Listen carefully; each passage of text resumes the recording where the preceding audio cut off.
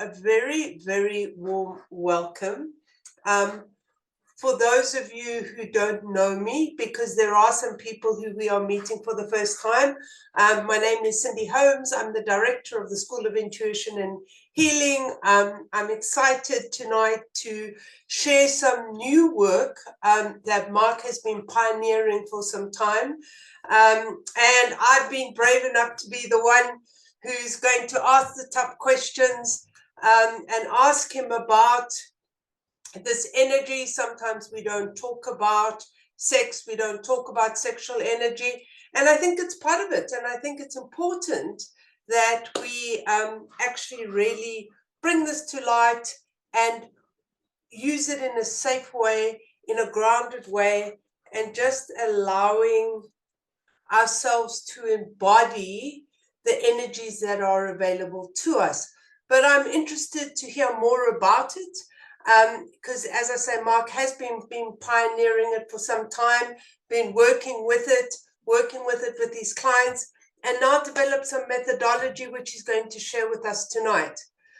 For those of you who don't know Mark and I have walked a long road together. I often describe us as a brother and sister relationship, and that's because we often disagree, we often get into scraps, and we cut our teeth at the spiritualist church, which is enough to make anyone be like that. So we also pioneered Moyo Talks together. We've held platforms together. So it's just so lovely to be here with you, Mark, today, and kind of be in a reverse role, because it was kind of, you were always the host, but how things change. I know more about tech than Mark these days. Not really. It's Josh who does that. So Mark is an intuitive healer. He trained with the School of Intuition and Healing. He has a certificate of training. He's a tutor at the school. But Mark has also done a lot of other work. He's a NLP coach. He's done hypnosis. And Mark does specialize in working with negative entities, spirit release. But also with that, he does a lot of ancestral healing, soul retrieval, and his real focus over the years has been taking quite a scientific approach to energy and really drawing graphs and measuring energy. Sometimes it's way above my pay grade, but it really comes through in the results that he gets with his clients and the work that he's doing with them. So if everyone can just give Mark a warm welcome, pop in the chat where you're from, send up a love or an emoji to welcome him to the platform. And really, Mark, we're excited about this infinite energy, discovering the secret of a vibrant energy of a healer. So a big warm welcome to you, Mark, and really, I'm going to hand over the floor to you to take us through the process. And then I'm going to be asking the questions. And if I can just say to everyone, please pop your questions in the chat. And if they are appropriate, we will discuss them. If the timing's not right, we'll wait to the end. So I'm going to keep an eye on the chat and hand over to Mark to really take us through this new methodology he's been developing over the last couple of years. Yeah, thank you very much, Cindy. It is wonderful to be here again. And as you've noticed, I've slipped into the old role of letting people in through the waiting room and managing the mute and the welcome screen, such as in the old days. But yeah, I guess tonight what my plan is to really just share some of what I consider to be essential energy work, essential understanding of energy that we need if we want to progress on our spiritual path. Now, Cindy very kindly described my methodology as scientific. I'll show you something I shared today on my social media, my scientific method. I found this as I was going through my notebook. I've got a notebook. I've got a few notebooks, but I keep a notebook for the healing work that I do on myself and my family and my home and my pets. And every day I keep track of the clearings I do, the activations I do, whatever I do in my energy and my family's energy, I kind of keep in a notebook. But I also keep track of energy that I'm studying. So when I'm studying something, I'll make a little table like this. And you can see scribbled here on the left, I've got kundalini, sex, and universal consciousness. If you can read my handwriting, most people can't. And then what I've got listed below are the different layers of the aura and the different chakras and the dantian fields. And kind of what I do is I spend time with stuff. So if I'm working with stuff, I track it. And I study it over a period of time. And what happens is over time, insights start to flow, because my primary tool, or if I had to say my strongest psychic sense, is clairaudience or claircognizance. I receive information. And unlike the clairvoyants who suddenly see something, what I find with my method is I kind of get some big downloads, but I also get drip-fed information, because you can't receive information you're not ready for. And so something comes through, and then I sit with it for a few days, and I explore it a few days. Quite typically, when information comes in, I'll have some clients who suddenly need what I've been given. I receive some information. The next thing, my next 5 clients all have the same problem, and it's all needs the information I've just been given. And I kind of keep track of this in my little notebook. And over time, the picture grows. And I guess it's like an oil painting. The artist might start off with a little pencil sketch, and you can't quite see the finished product. And they'll do a little background color, and you get some more. And then only at the end do the final details come in, and then you can see, oh, that's what they're painting. And for me, it's been like that. Information comes in slowly and steadily, and I ask lots of questions, and I receive bits and bobs. And then I look back after a few weeks, and it's like, okay, I can see what's going on here. This all makes complete sense, whereas at the start, it didn't. And sexual and kundalini energy was a subject that I avoided for a long time. Bar the sort of or the thoughts around saving the sexual energy, not wasting it. And I thought that would be sufficient. And then, as typically happens, I get a few clients. There have been some interesting ones. I had a client with persistent genital arousal disorder. I don't know if you guys have ever heard of that. She did a mushroom journey, and a few days later, or what started in the mushroom journey was this persistent genital arousal disorder. And basically, she was having about 4 orgasms an hour. She was like at her wit's end about what was going on, and after a few days, the person who had guided the mushroom journey had contacted me and said he thought there was something going on with her kundalini energy after this journey. Can I take a look? And she came in to my rooms, and it was very interesting, because it became quite apparent that it wasn't the kundalini energy at all. And over the course of the healing session, I think she had about 4 orgasms. And I'm talking about screaming that I was embarrassed about what the neighbors were thinking type orgasms. We managed to clear the blockage in the sexual energy channel, and she found some release. So, I'm telling the story because there's a big distinction between sexual energy and the kundalini energy that a lot of people don't understand.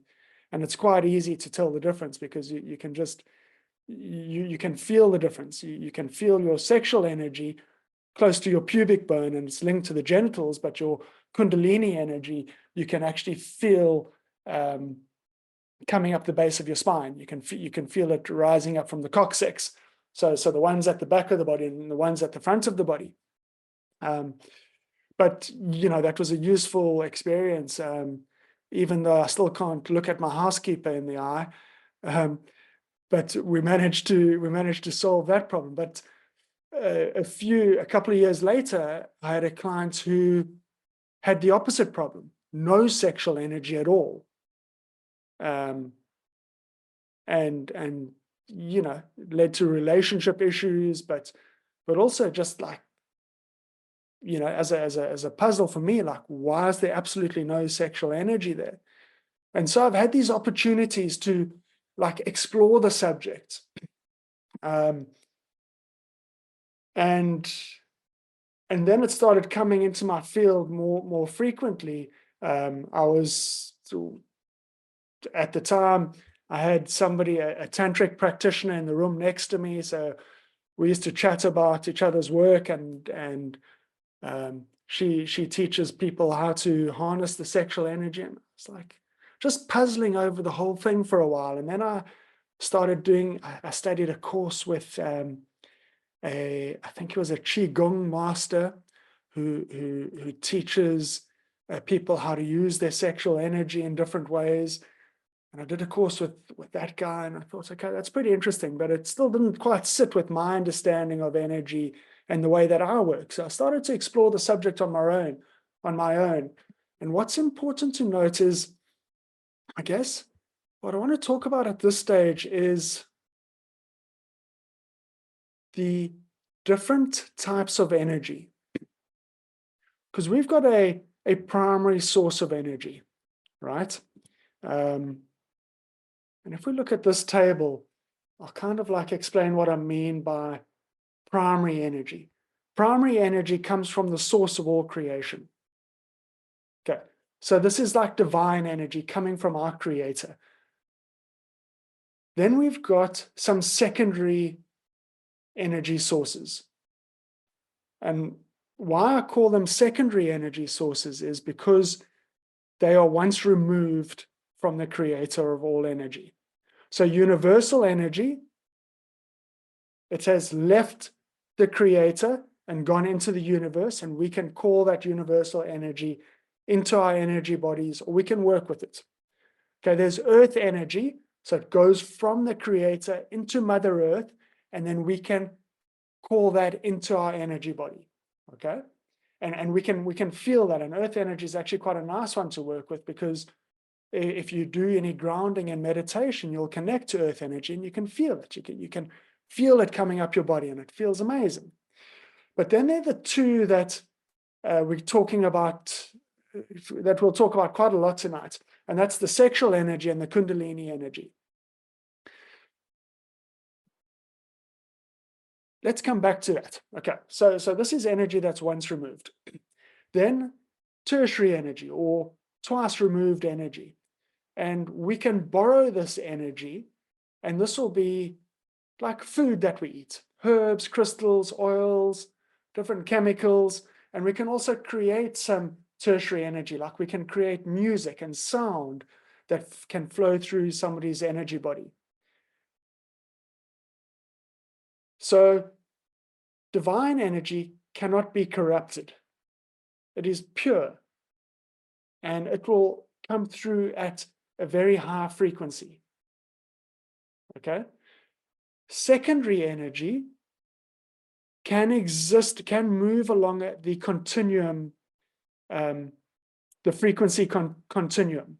So, for example, sexual energy is quite a good one to understand. Sexual energy can be quite low in frequency. It can be very dense, or you can raise the frequency of your sexual energy and you can make it quite light and creative.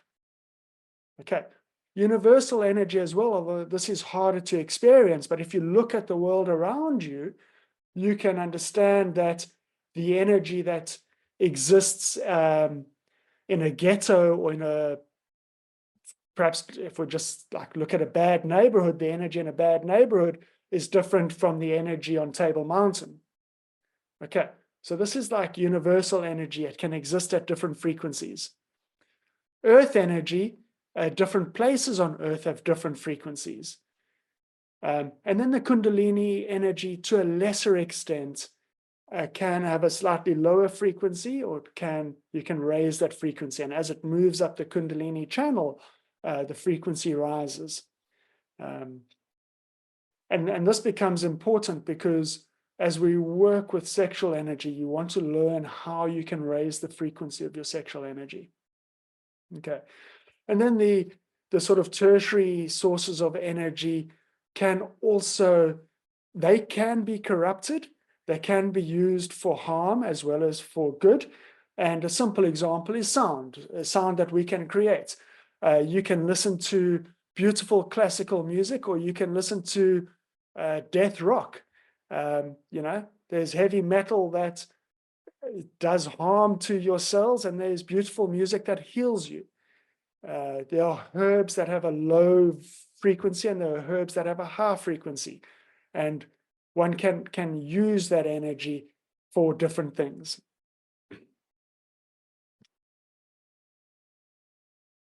The primary energy, the divine energy, comes down our divine channel.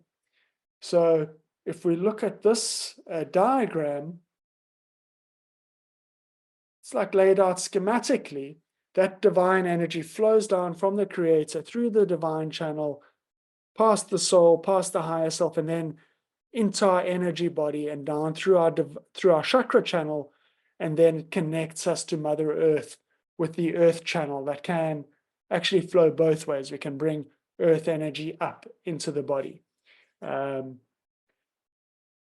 Just a little caveat on this diagram: as one proceeds along their path, these different elements tend to align with each other. So instead of being separated as they are laid out in this diagram, the more you walk your spiritual path, you can actually bring yourself into perfect alignment with all of these energy centers.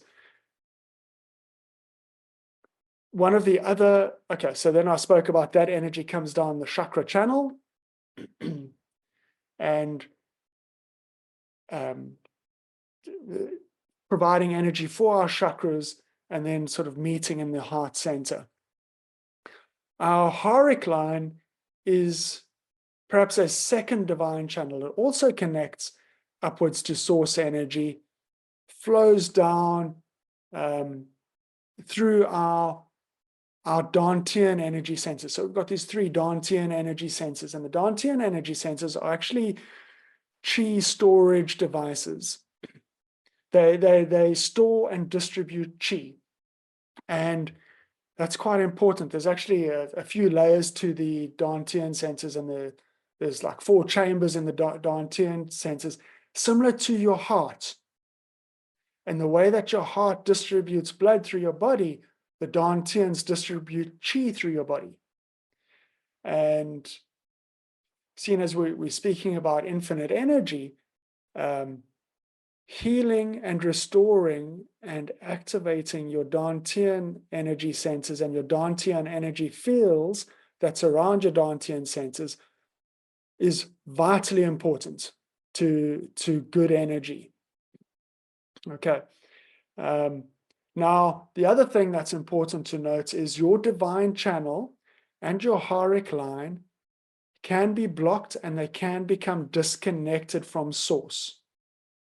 Now, your divine, you'll be always connected to the creator through like a golden thread, but the divine channel, which is a much wider channel, like it's like a pillar of light through which you receive divine energy, that can become blocked, and it can become disconnected from your creator. Most people who come to me for healing, they are connected to source, and the lights are on. Okay, so the fact that you are sitting in the Zoom room tonight tells me that your divine channel is connected to source. But if you are getting clients who are pretty new to this type of work, who perhaps a friend booked the appointment for them, or somebody pushed them in the door, you might find actually that the divine channel is disconnected. I'll tell you a story about this divine channel, because it's one of the first things I check in a healing session. Are they connected?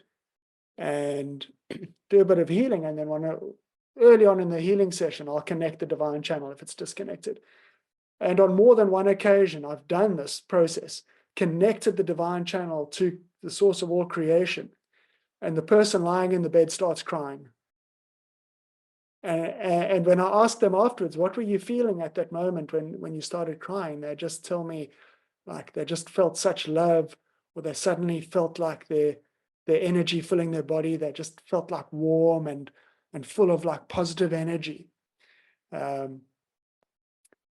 Now, at times, it's important to check your divine channel periodically, because it can become disconnected, especially with some of the bigger energetic shifts that we go through in the work that I do, helping people clear negative energy. Sometimes I get attacked, and sometimes the divine channel gets blocked. The feeling of being disconnected, it actually feels like you're dying. If I had to describe that feeling, when your divine energy becomes disconnected, it feels like the life force energy is draining out of your body. And it saddens me to think that some people live their whole lives like that, just because they don't know any different. Or they go through a trauma and they never recover. And it's such a simple process. I was thinking about this morning. Some of you guys, you've all had the experience where suddenly you wake up and you're like, hey, there's something bigger here. There's, you feel connected to the mainframe, or you're suddenly receiving information and wisdom and knowledge.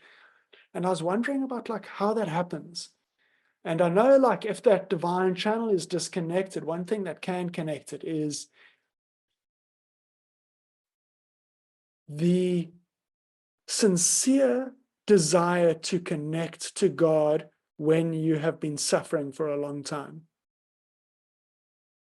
And some of you might have experienced this, and I know I've had this experience when I was going through at least two of my dark nights of the soul. There was like reaching a point of despair where you just say, God, please help me now. I need your help.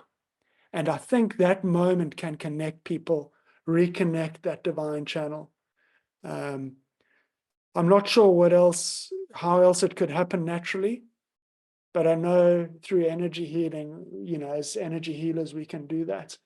And actually, just as an aside, we did this, Cindy. There's something on our Teachable channel. What is it called? Moyo, the Heart Center.teachable.com. I did it a few years ago. I did a meditation where we connect that, where we do healing to the divine channel.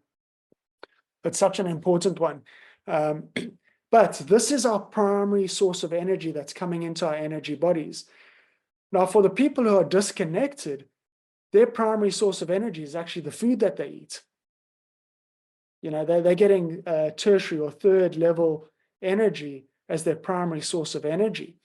And I know one of the clues where when my divine channel has been blocked to some extent, one of the clues is I'll eat some fruit, and the energy, the life force energy of the fruit just feels like it's bringing my body alive again. I'm like going, this fruit is talking to me more than it normally does. I need to go and check my divine channel. And sure enough, once I clear that divine channel, that feeling of aliveness in my body comes back. And talking of getting all your energy from a tertiary level, fruits and veg, you can feel the difference in the energy in your body.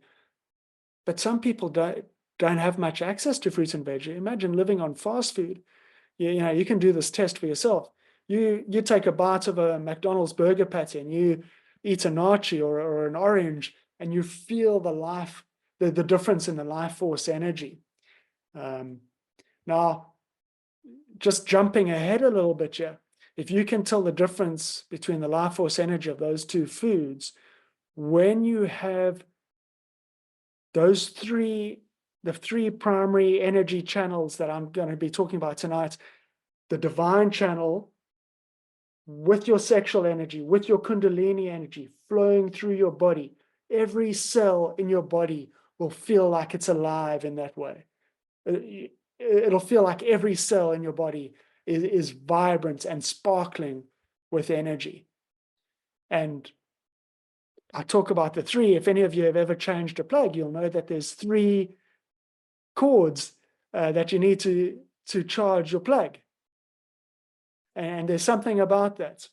Okay, so we've got our divine energy as our primary source of energy that you need to activate. That comes down your divine channel. It comes down your haric line, and then later in the journey, there's a third line that will become activated that runs further out in the energy field. So your divine channel and your chakras sit in the second layer of your aura. Your dantian sits in the fifth layer of your aura, and then you've got a third channel that sits further out in the energy field, coming down through the top of your body into your heart, and then obviously grounded then into Mother Earth. Now, if we get back to the slides, we'll get back to some of the interesting stuff. Okay, so the second and third energy sources that flow through our body, the sexual and the kundalini energy. Now, the kundalini energy comes down our divine channel, then enters our nervous system. And it flows down your nervous system, down your spine. When it gets to the base of your spine, there's a cluster of nerves down there, starting at the lower back, actually. So when you connect your kundalini energy, it's not just down in the coccyx, but you can actually feel it coming up through the sacrum. The kundalini then returns that energy up the kundalini channel, including, but not exclusively, the Ada, the Pingala, and the Sushumna channels that run up your back. Okay. Collectively, the kundalini energy runs through the kundalini channel. Okay. So it's kind of like running through those three channels, but it's also running through its own energy channel. And what's important is there's different components to the kundalini energy that we'll go into more deeply in the workshop, but there's a kundalini center at the bottom of the spine. Now, all these energy centers and energy channels can be damaged and corrupted. The lower kundalini center quite often gets corded. So sometimes people will have pain in the lower back, and when I investigate that, what I've actually found is there's a cord going in through the lower back. There's something called the door of life, about L4, L5, opposite your belly button. There's a place where chi comes in into your lower dantian, and a cord can come through there and connect then to your lower kundalini center, and that's normally to like a negative entity if it's there. Recently, I had a client who was in an accident and broke his sacrum.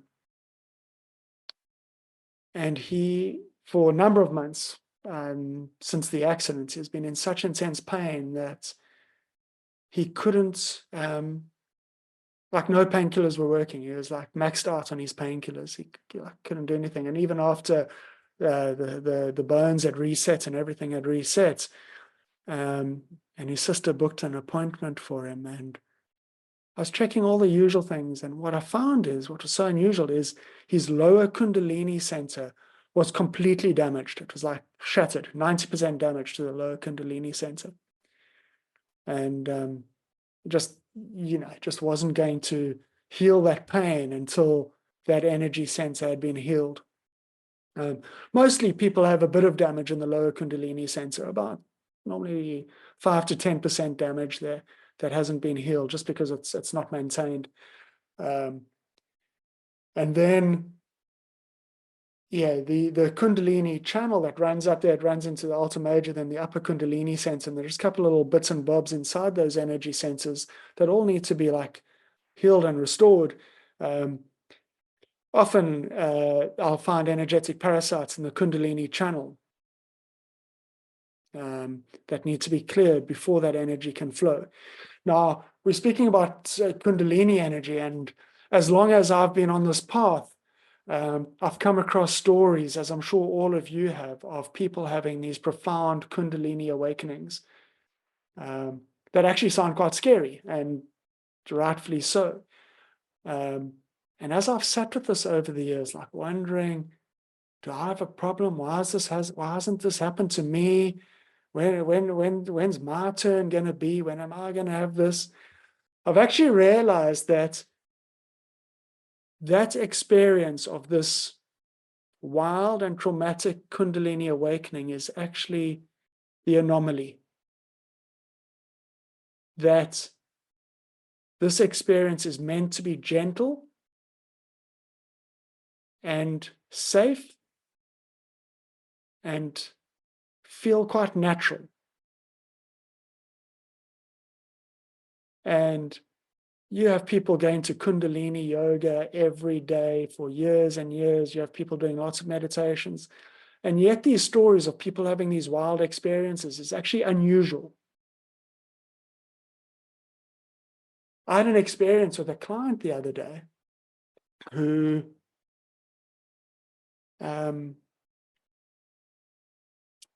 she had been doing some kundalini work with her group elsewhere. They're doing like kundalini activations and different exercises to awaken the kundalini for a period of time, a number of years perhaps. And I'd been seeing her for a few sessions, and in one session she was telling me how sore her back was. Before we started the session, she was having such back pain.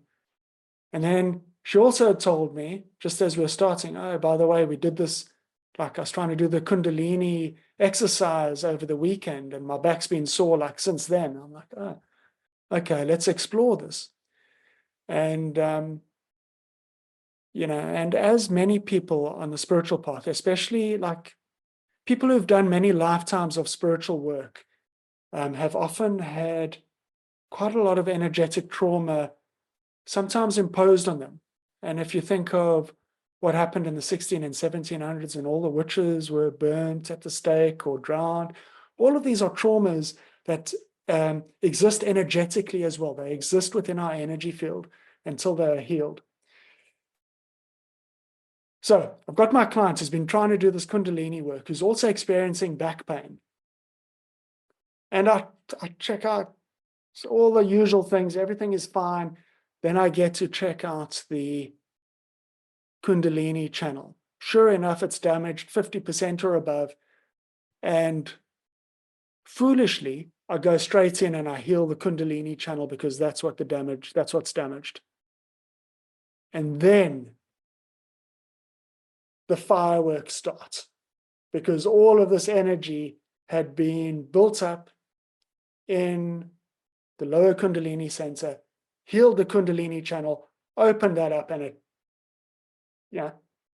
Guy Fawkes, it suddenly the fireworks had been lit and it all started, and her body was vibrating and she was crying, and there's this whole experience. But in years of healing people's kundalini energy, this is the first time it's happened. So if I've healed 100 kundalini channels, it's happened once. But it was a very useful experience for me because I realized actually what I did wrong.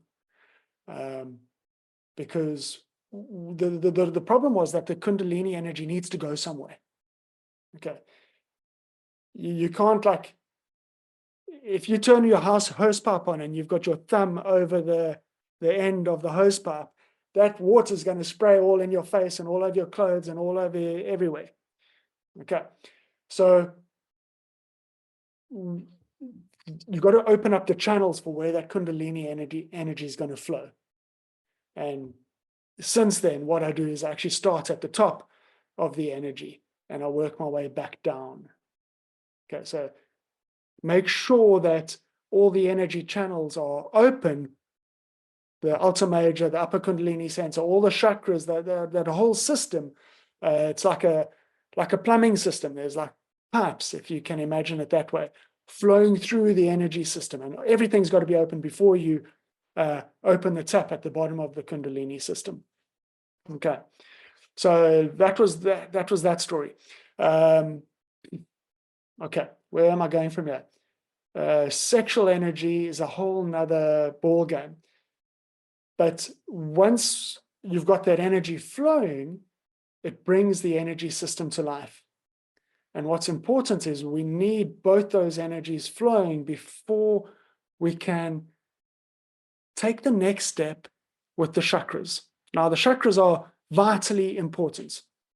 And the chakras distribute the energy through your energy body, right down into your cellular level and outwards through the layers of your aura, up and down your chakra channel. And the kundalini energy and the sexual energy is feeding up through these channels, through the chakras, and then distributing through your energy body. Now, if we change tack a little bit here, what's important to know is that as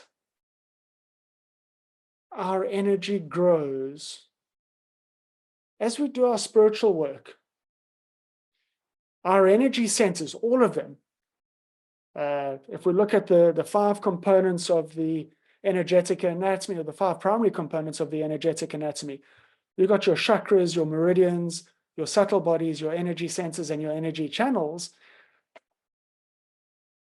As this energy grows, the frequency rises upwards and it grows bigger. So it sort of like grows outwards, perhaps in size, but also in volume. So we're holding more energy and the frequency is rising. Now, as it moves in this way, it moves upwards through frequency bands. And these bands are like steps, or it's kind of like goes through like a transition as it moves into a new frequency band. And that's like changing gears in a car. Now, I know manual cars aren't like that common anymore, but I think most of you will remember what it's like to drive a manual car. You put it in its gear, you push the accelerator, and your revs go, and then you change gears, and you start again. Now, when you go through one of those shifts, it's like changing gears. And when the energy is vulnerable, is as it's just after the shift.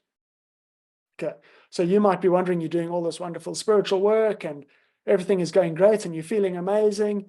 Then there's a planetary alignment or some kind of eclipse, or there's some solar flares, and all of a sudden energy is flat and you're wondering, what the hell's going on here? I feel like death and I was feeling so great before. And your energy is just like changing gears, and now you've got to build up the energy again before you can change gears again. And then as it moves outwards, we kind of go through a similar process where, unlike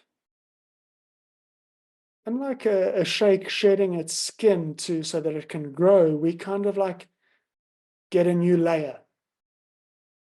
So some of the energy fields or energy centers get like a new layer that becomes activated. Sometimes there's a new component to the energy.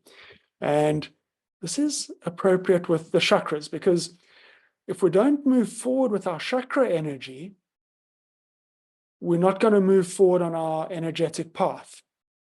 Okay, so the chakra, as most of you know, there's a vortex to the front or the back, or down below for the base, or up above for the crown. And that little vortex feeds into like a little sphere of energy in the middle. And you can heal and restore, cleanse, balance, align that core component of your chakra every day for the rest of your life. But unless you move on to the other parts of the chakra, you're not going to be able to move forward into the greater extent of your energetic anatomy. Okay, so the chakra's got the little vortex, the little center bit. Then there's an energy center that surrounds the chakra, and around the chakra is the chakra field. Okay, and I've put something else. Even around the chakra field, there's a little glow of light that I call the vicinity. And so there's 4 levels of chakra healing that we need to understand so that our chakras can expand into their fullness. And we need the chakras to expand into their fullness so that we can expand into our fullness. And as the chakras expand into their fullness, they will also start supplying you with energy. And it will feel like you'll feel this energy in your physical body, but it'll be activating and energizing your entire energetic anatomy. Okay, so if we look at these 4 levels of chakra healing, starting at the bottom, we've got heal, cleanse, balance, align. And this is kind of like the pray and spray approach. You send healing into your chakra. Maybe you'll take a few breaths of light, or you'll have a healer who's sending healing into that chakra. And this is what you're doing. You're doing the first level of chakra healing. Thereafter, you want to take a look at the next level of chakra healing. And this is more specific. Okay? You can clear a blockage, you can heal a wound, close a hole, leaks, cracks, and tears. And Cindy actually gave me this nice analogy when we were talking about this some time ago. It's like when you're painting a house. Now, if you've got a crack in your wall, you can paint over the crack, but that crack's just going to open up again. Unless you actually go into the crack and you chip it out and you fill it with polyfiller and then you paint over it, then it'll be properly fixed. Now, this is what we're dealing with at this level, the second level of chakra healing. You've got to heal specifically each of those things. The blockages need to be removed, perhaps one by one, or perhaps you can do a few at a time. The wounds need to be healed in the same way.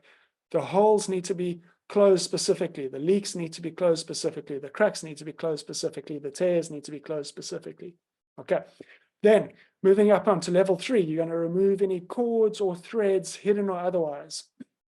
Okay. Now, a lot of people know about this because this has received a lot of attention in the healing fraternity. So remove any cords and threads, hidden or otherwise. And then once that's done, you want to do an activation of the chakra. So you want to bring more energy into the chakra. Now, when I check people's chakras, most people's chakras are activated 10% or less.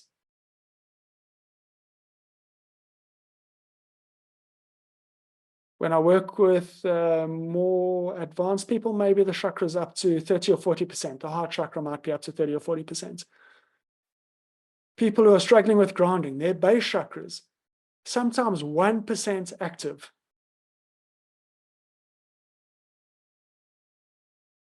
Sacral chakras, people who cannot manifest a relationship. So much trauma. You can heal, you've got to do all that healing, but the chakra is not going to activate unless you activate it. So we're living our lives like just on one cylinder when we're driving like a 4-cylinder car. But when you activate a chakra, it is then going to push up more blockages, more wounds, more holes, leaks, cracks, tears, cords perhaps that were previously dormant or submerged or rise to the surface. Any debris that was previously submerged or dormant will rise to the surface. This is why there's a little arrow here, because it's a cycle. This is the chakra healing cycle. and you come back in at the bottom and you go through these steps again, and then perhaps you activate again. Activate a little bit more, see what comes up to the surface. Now, I'll give you a story. I've had at least 2 clients, because mostly with my clients, all I activate is the base chakra.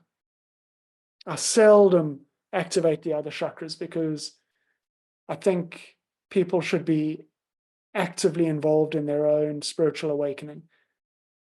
So unless they are choosing to make progress on their spiritual path, in which case I'd actually guide them through the process. I wouldn't activate the chakras, but from a safety point of view, the base chakra sometimes needs to be activated, because if somebody is ungrounded, if their base chakra isn't firing, they can actually have health issues. Okay, so on occasion, I activate people's base chakras. And on occasion, on 2 occasions actually, I've had people come back a couple of weeks later for the follow-up session, and they've reported, no, they've got hemorrhoids.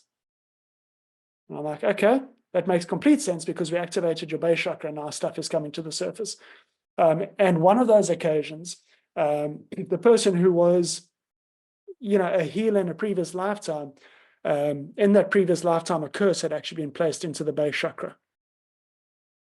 So as the chakra activated, it pushed this that was previously dormant and submerged and couldn't be found, was now at the surface, and this curse in the base chakra had then manifested as hemorrhoids. Clear the curse, hemorrhoids disappear. So yeah, that is that. Now, where am I going after this? Kind of lost myself. Okay, we're on the 4 levels of chakra healing. We're on the chakra healing cycle. And I think that is it. We might be ready for questions. Yeah. Mark, I'd like to just, as you at that point, ask a question, which I curiously want to know. It's not there is a question I want to know, is that if we're using this kundalini and the sexual energy, is that what we are activating within the chakras? Is that the energy we're using to raise the energy and the vibration of our chakras? Am I understanding that correctly? Yeah. That we need to activate these channels and then actually use that energy to activate our chakra system. Yeah.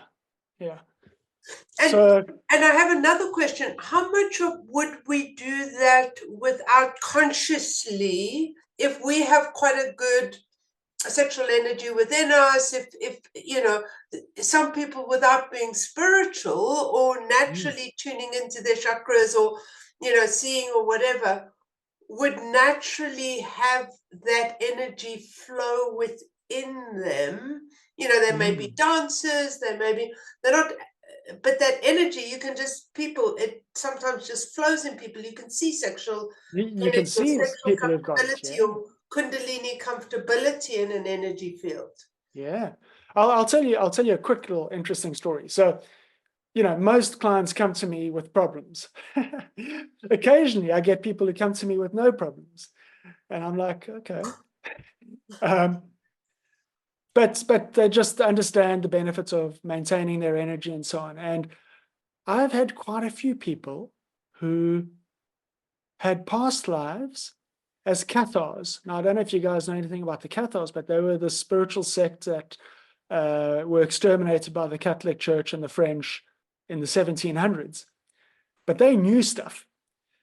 They did a lot of energy work. And their energy is always very good. Needs very little work except some healing to the trauma of their execution. A lot of them were burnt alive. The last remnants of the Cathars were all burnt in their castle.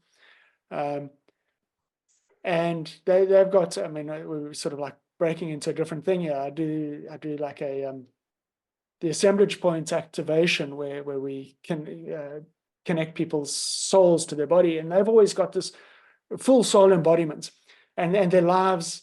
The people who were Cathars in previous lifetimes, they've got a good life in this lifetime. Every single one of them.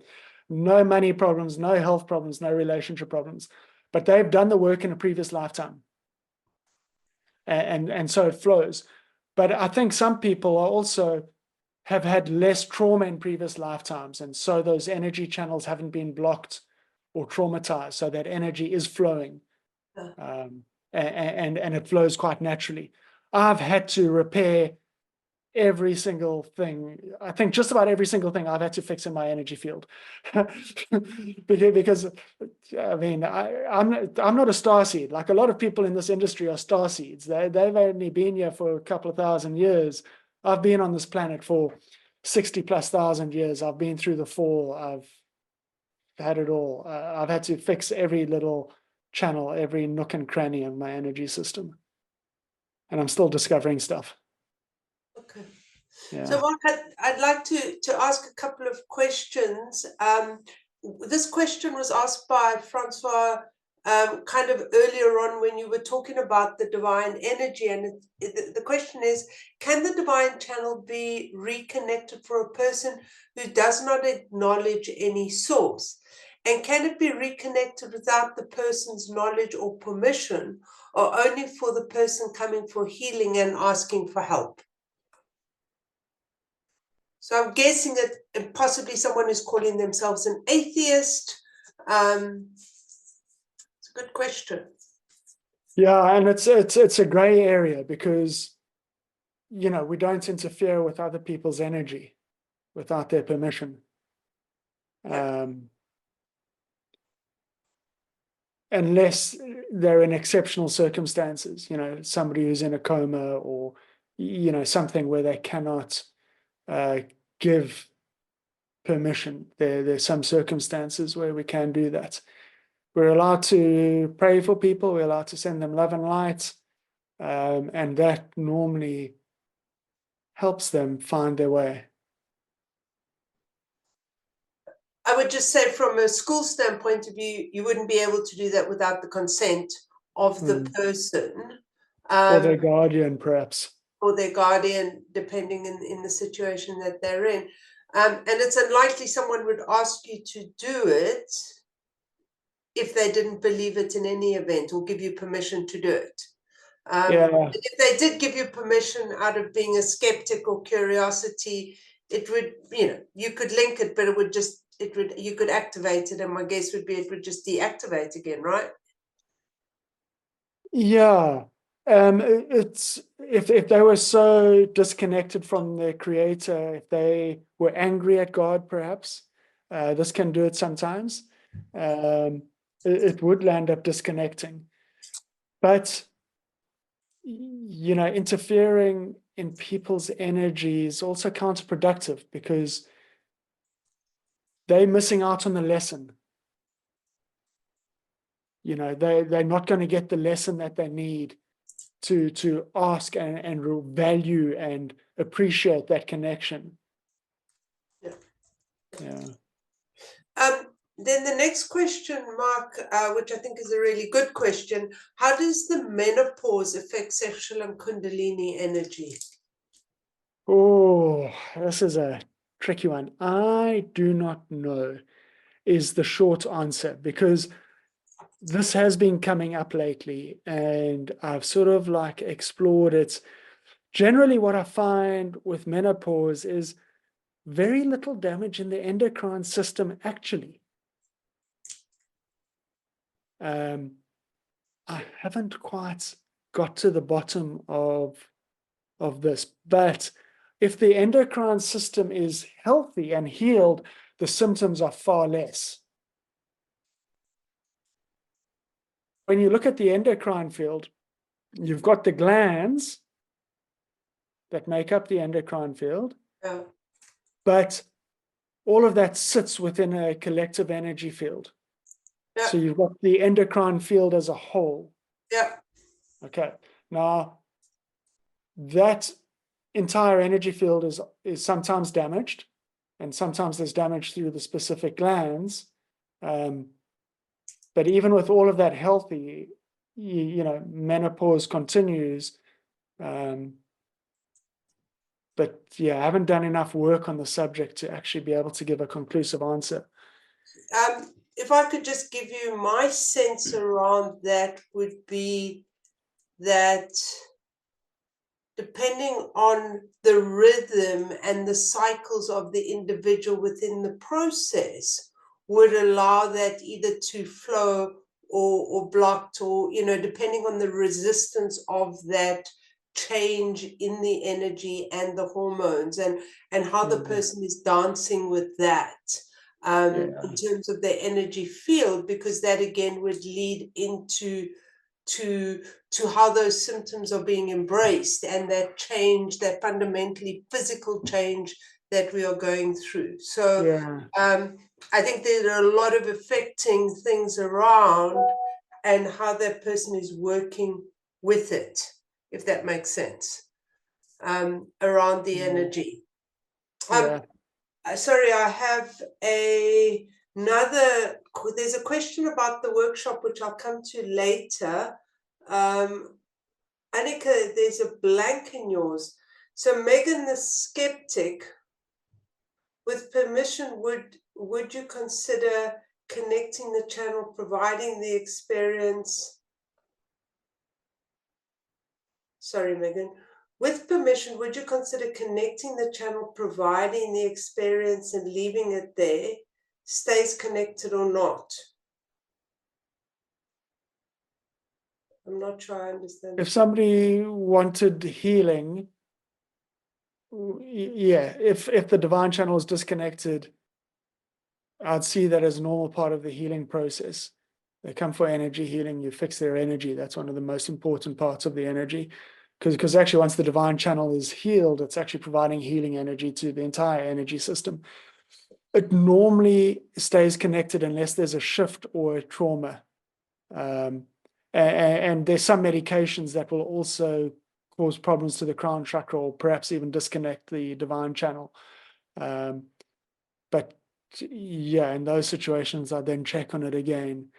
Normally, once people are firmly on the path, unless they're putting themselves on the front lines like I do in dealing with some negative entities, it normally stays connected. Okay. What medications can disconnect it? Yeah.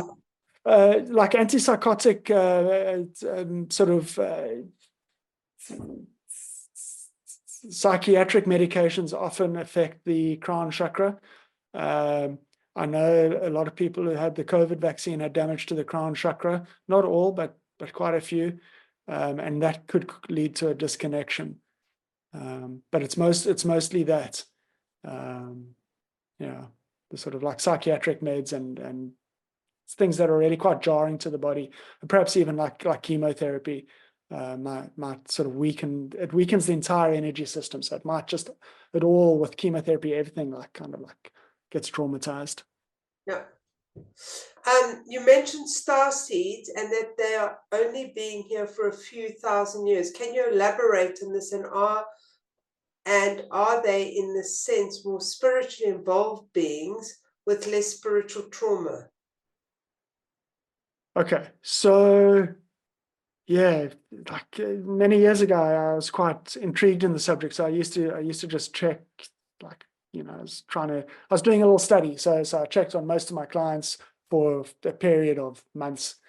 And with the star seeds, I found that most of them had arrived kind of around 600, 700, 800 AD. So they'd had, on average, about one lifetime per century on Earth. So we're looking at about 1,400 years, which is really just about one lifetime or 1.5 lifetimes in a place like the Pleiades, where they live for 1,000 years. So relatively short amount of time. Are they more spiritually advanced? Well, that is hard to say. But mostly the old souls have more energetic trauma in the energy field. Now, a lot of people who channel this kind of stuff kind of say that the trauma is teaching us wonderful spiritual lessons as well. So it's going to catapult us forward in our spiritual knowledge and understanding. But that's kind of my sort of brief understanding of it. It's quite complex, though. It's not something I really. Yeah, and I've seen yeah. I've seen some channels say that starseeds have different energy systems. I haven't spotted that. I haven't come across that. It seems like the energy system's the same. Yeah. So Mark, moving along, because I really want to get, there is a question coming up in your workshops, but I'd like to just ask you, you're running 2 workshops in there.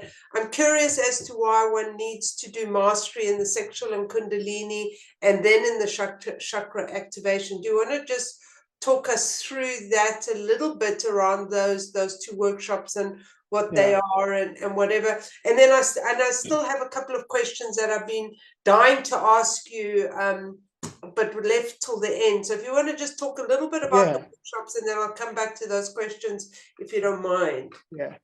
Okay. So before we can work with the sexual and kundalini energy, we need to heal it, and we need to make sure it's functioning.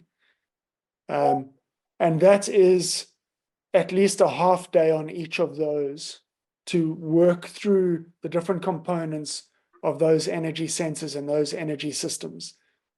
Okay, so just briefly, with the kundalini, you've got the low kundalini center. Within that, there's a little core. I call it the kundalini core, but there's like a little nugget in the middle. You got your kundalini channel, your ultra major, your upper kundalini center, and your upper kundalini core. And that's what we're going to be working on there. With the sexual energy, you've got your sexual energy center. Now, with the sexual energy, we're not doing anything sexual in society's viewpoint. The energy is called sexual because it's located at the sexual organs, but there's an energy there, and we're just going to work with it. Quite simply, you can feel that energy. You just tighten your pelvic floor muscles. You can feel the sexual energy. And this is the level of energy that we work with. Okay, no more than that. We're not doing any arousal exercises to arouse that energy above 2 out of 10 levels of arousal. So you tighten your pelvic floor, you pull in your perineum, and you can draw that sexual energy upwards. The sexual energy moves from the sexual energy center through a sacred torus and into a sacred energy center that for most people is located in the sacral chakra.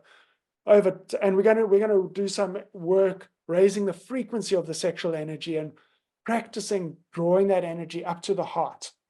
Because once that sexual energy is transmuted and alchemized into a sacred energy, it becomes a powerful creative force that flows through our heart energy. Now, when I first started working on this, my guides called it sacred creative energy. And this is what happens when we transmute sexual energy from a frequency of lust into this beautiful creative force. Okay, but there's damage in all of those energy centers. There can be blocks on those channels. And in the workshop, we're going to be working through that to make sure that energy is all flowing. Once that is done, okay, let's just bring up that slide quickly. Okay. So you'll see the little image of the two cables creating a spark. Okay. So this helps us to optimize our natural energy. It transmutes the sexual impulse, allows for the natural flow of these energy channels. Okay. And as we raise and alchemize those frequencies, we kind of master that energy because and we gain a deep understanding of the energetic anatomy. Now, sexual energy is immensely powerful, but it's a double-edged sword. How many people do you know? How many healers, psychics have fallen foul because they have not mastered their sexual energy? I think just on Netflix at the moment, there's 2 documentaries. Every year I come across an article of some healer, some psychic, some practitioner somewhere who lands up in the tabloids because he's landed up misusing his sexual energy because he hasn't learned how to master it. So this is essential on the spiritual path. It is absolutely essential that you learn how to do this and you practice doing it on a regular basis. Okay. Mark, there's a really good, sorry to interrupt, there's a really good question. What kind of changes can you expect by activating and working with the kundalini and sexual energy?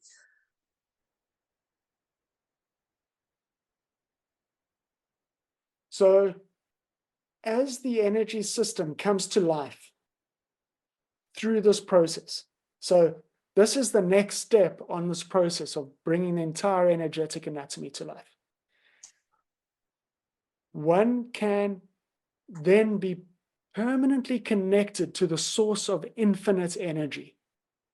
Now, I start with the presumption that there is an infinite source of energy. And we just need to learn how to tap into it. So if we are feeling low on energy, the reason isn't that we're low on energy. The reason is that we are disconnected from that infinite source of energy. We need those three connections to all be functioning fully for us to have that energy flowing fully through our entire energetic anatomies. Okay, so we've got our divine energy, our kundalini energy, and our sexual energy.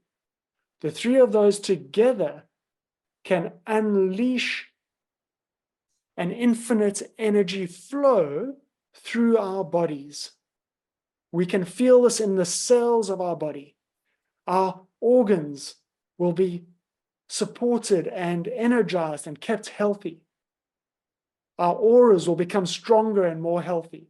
And we will then, as healers, be able to heal more effectively in our healing sessions.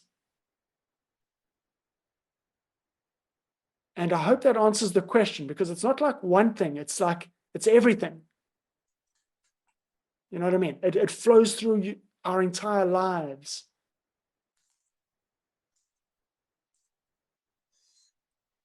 Mark, there's another question that isn't really about the workshop, but is related. So do you first heal the divine channel, then focus on the chakra healing and activation, and then concentrate on the sexual kundalini energy clearing and activating? What do you suggest? A quick run of focus, because that actually brings us from why you have to do the one before the other. So it's a great question to lead you on to the next slide. In a healing session, in a first healing session, I start off with a cleanse. And then I sort of start on the outside of the energy field and I work my way inwards. And at some points I'll do the divine channel, but healing the sexual energy and the kundalini energy doesn't come in the first few healing sessions unless it's the specific reason for seeking healing.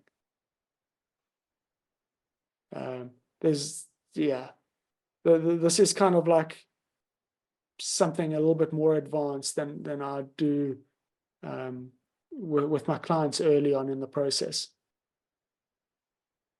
But then once that process is done and once the energy field is ready and the person is ready, then we'll do that process. Like I said, we can heal the sexual and kundalini energy, which is then needed before we can go forward with the chakra activation series.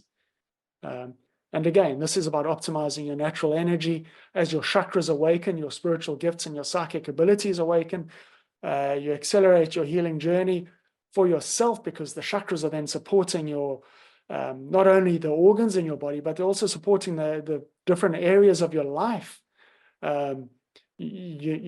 Activating my throat chakra was vital on my journey to being able to share the information that I receive from my guides and from the Creator. And strengthening my energy body has been a vital part of my work doing spirit release for clients. So those are the two slides there. I don't know if we're going to look at that now, but yeah. So I'm a more effective healer because of this work. I'm a more effective father. I'm a better husband. I'm a better friend. I'm healthier and fitter and physically fitter than I've ever been right now. Just because there's the energy flowing and it gives me the opportunity to use it. Okay, interesting, Mark. So we've got those 2 workshops. I've posted a link. You'll get the recording with those. There are discounts. There are combos. I don't know if you just want to show. So I've got that one there. And then we've got, so that is the workshop 29th and 30th of June. And those are 2 half days. There's an early bird special for those. And then there is the next one, if we go to that, which is the chakra activation. And there's also a combo price where you could do both the 5 Tuesday evenings and then the 5 Tuesday evenings, which is part of the workshop. Anything you'd like to say about those, Mark? Anything else? Yeah, so there's 5 Tuesday evenings because on 2 of the nights we do 2 chakras, and then on 3 of the nights we do 1 chakra. So just to get into the process, to learn the process in the first session, to allow time for Q&A, and then in some of those sessions we'll do 2 chakras in 1 session and have slightly less time for discussion and Q&A. Yeah. So, Mark, there's one question. Thank you for that. But there's one question I've been burning to ask you, and that is, there's often a lot of misconception about the use of sexual energy in healing, as you mentioned yourself. How do you address the concerns about the potential for misuse or misunderstanding of these practices? What do you suggest around that? Because it can, with clients and things, I think people are becoming more aware, but I still think there is a bit of a... Yeah, do you know what the real problem is? Because of the way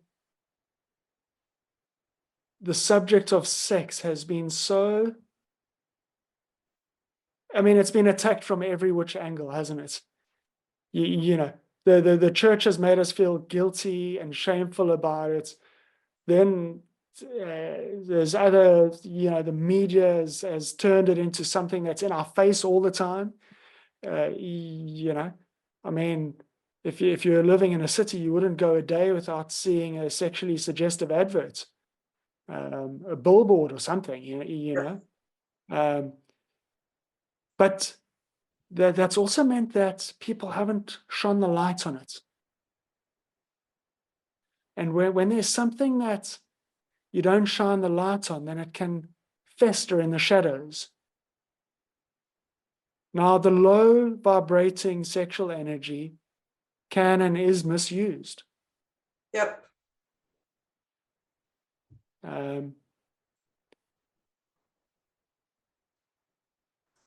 But as we shine the light on it and as we learn how to work with it consciously, we can realize that it's just energy. There's nothing like secret about it. That energy you can use, and you can go off and have sex 10 times a day until the day that you die. If that's what you want to do, that is fine. Go ahead. Or you can transmute it. You can bring it up into your heart. You can raise that frequency, and you can use it for something that you might prefer to use it with. Everybody can make their own choice. There's no... One isn't better than the other, because in some lifetimes we've been in that low frequency place, and that's okay. But if you, like me, in this lifetime want to raise the frequency and transmute energy for a higher good, then there's a way that it can be done. Yeah. And there are different ways. It's not the only way. And I Not the mean, only there's way. a number Yeah. of people who are healers on the school's healing course, and maybe just that energy for them and the energy I've always used. But as I said, it doesn't mean that we aren't connecting to that consciously. There might be a sexual energy with us that we just naturally connect to. Yeah.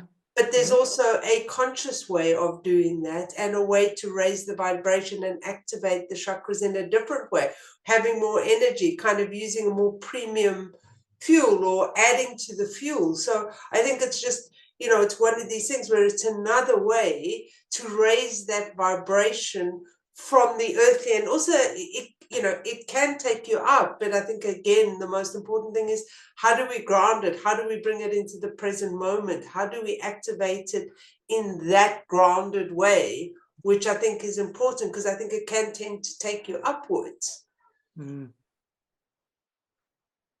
Yeah.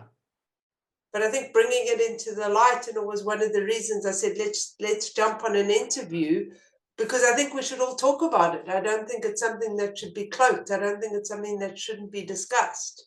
Yeah.